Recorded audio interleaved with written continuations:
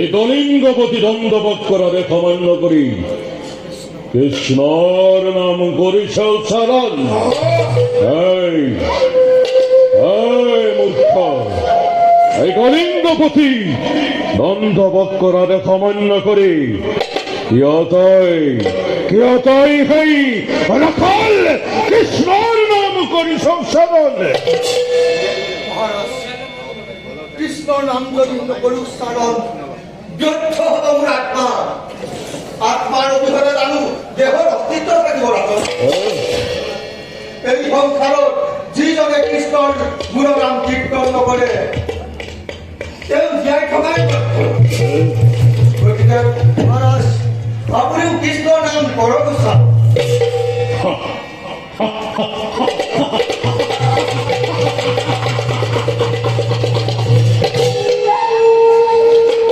মূর্খ ব্রাহ্মণ, এই গোপিনীর বৎসসুর বলিয়া রাখাল কৃষ্ণর নাম উচ্চারণ করিব লাগে। এই কলিঙ্গপতি দণ্ডবক্কর কৃষ্ণ চিন্তা কৰি মহাপাপত লিপ্ত নহব লাগে। কোটি কোটি ব্ৰহ্মাণ্ডৰ অধিকাৰী দেৱন দেৱতাতে।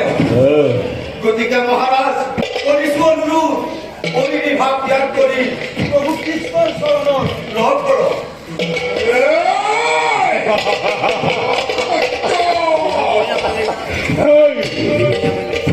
এই করে মূর্খ পাখণ্ড কৃষ্ণর শরণে লব লাগে হরণ।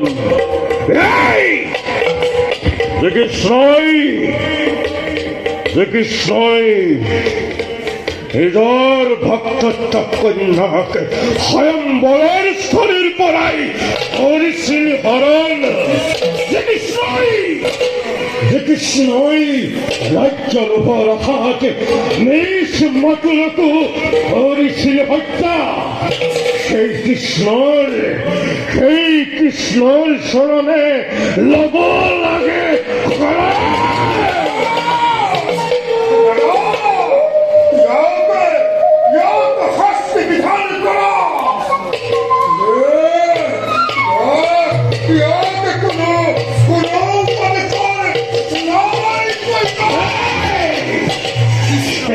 কৃষ্ণ শাস্তিৰ বাবে মই সাজু ৰাজন।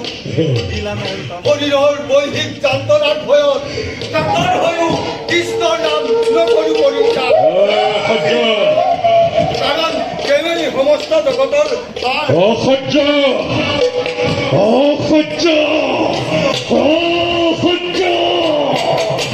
শক্তিৰ বিদুৰত এই ব্ৰহ্মাণ্ডৰ হাত ভৰি জিহ্বা অৰচিত